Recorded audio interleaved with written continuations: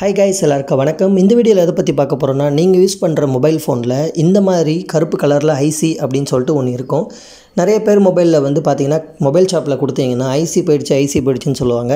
அந்த ஐசினா என்ன, அது எதனால் ஃபால்ட் ஆகுது, அதுக்கப்புறம் அந்த ஐசி உள்ளே என்ன விதமான சர்க்கியூட் இருக்குது அப்படின்றத ப்ரோக்கன் பண்ணி அதை உடச்சி உள்ளே இருக்கிற எல்லா விஷயத்தையுமே பார்க்க போகிறோம்.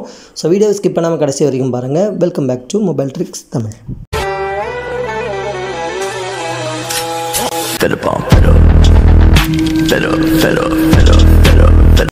ஓகே கைஸ், இப்போ நீங்கள் ஸ்க்ரீனில் பார்க்குறது ஒரு கீபேட் ஃபோனோட மதர் போர்டு. இந்த மதர் போர்டு உள்ள ஒரு ஐசியை தான் நம்ம ரிமூவ் பண்ணியிருக்கோம்.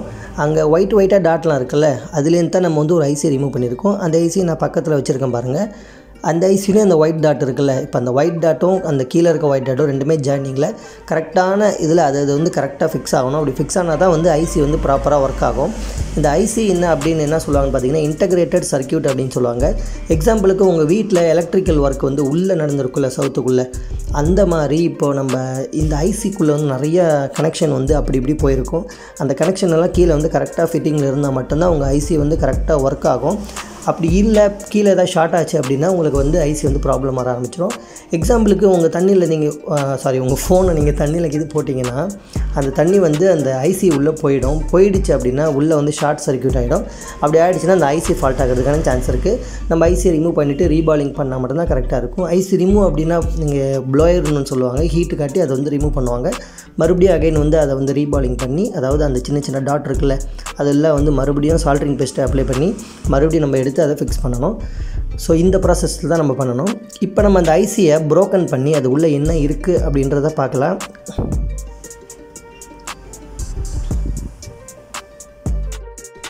அப்புறம் கைஸ், நான் ஒரு சின்ன டிப்ஸ் ஒன்று சொல்லிக்கிறேன். உங்கள் மொபைல் ஏதாவது தண்ணியில் இது விழுந்துச்சு அப்படின்னா ஃபஸ்ட்டு எடுத்த உடனே அதோட பேட்டரியை கழட்டிடுங்க. அப்படி இல்லாத பட்சத்தில் உங்களுக்கு வந்து சில பேட்டரி வந்து இன்பில்ட்டாக இருக்கும். அப்படி இன்பில்ட்டாக இருந்துச்சுன்னா முடிஞ்ச அளவுக்கு சுவிட்ச் ஆஃப் பண்ண முடிஞ்சால் டக்குன்னு சுவிட்ச் ஆஃப் பண்ணிவிடுங்க. பண்ணிட்டீங்கன்னா ஓரளவுக்கு உங்களோட போர்டு வந்து சேஃபாக இருக்கும். பிகாஸ் இந்த வாட்ரு வந்து இந்த ஐசிக்குள்ளெலாம் போயிடுச்சுன்னா, அது ஷார்ட் சர்க்யூட் ஆகிடுச்சுன்னா சில நேரம் அந்த ஐசியே ஃபால்ட் ஆகிடும். ஸோ அந்த ஐசியை தூக்கி போடுற மாதிரி தான் இருக்கும். ஐசி வேறு ஐசி தான் மாற்றணும். அதுக்கெலாம் வந்து ரொம்ப செலவாகும். அதனால் வந்து நீங்கள் தண்ணியில் விழுந்துச்சுன்னா நான் சொன்ன மெத்தடே ஃபாலோ பண்ணுங்கள்.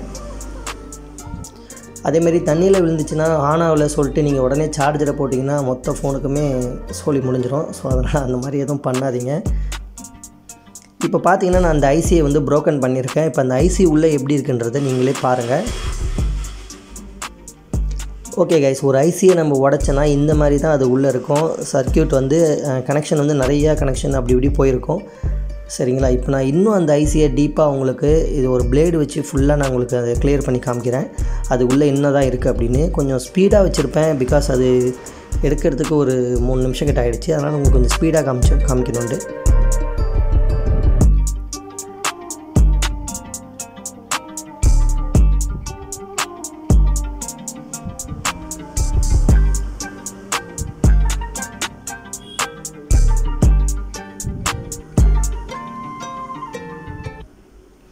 ஓகே கைஸ், இந்த மாதிரி தான் நம்ம ரிமூவ் பண்ண ஐசி இப்படி தான் இருக்கும். ஐசிக்குள்ளே பார்த்திங்கன்னா நிறைய அந்த கோல்டு இருக்குல்ல, அதாவது கோல்டுன்ற செப்புன்னு சொல்லுவாங்கள்ல, காப்பர், அந்த காப்பரை வச்சு நிறையா சர்க்கியூட் வந்து உள்ளே இருக்கும். அந்த கனெக்ஷன் வந்து கண்ணாமண்ணு போயிருக்கும்.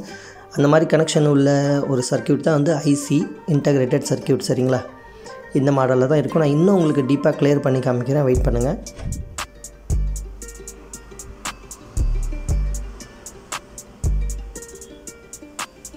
ஓகே கைஸ், நம்ம இன்னும் கொஞ்சம் டீப்பாக அதை கிளியர் பண்ணி காமிக்கிறேன். மேபி நான் அடுத்தடுத்து வரக்கூடிய வீடியோஸில் மொபைலில் உள்ளே இருக்க ஸ்பேர்ஸில் அந்த ஸ்பேருக்குள்ளே என்ன இருக்குது அப்படின்ற டீட்டெயிலாக உங்களுக்கு நான் எல்லாருக்கும் காமிக்க போகிறேன்.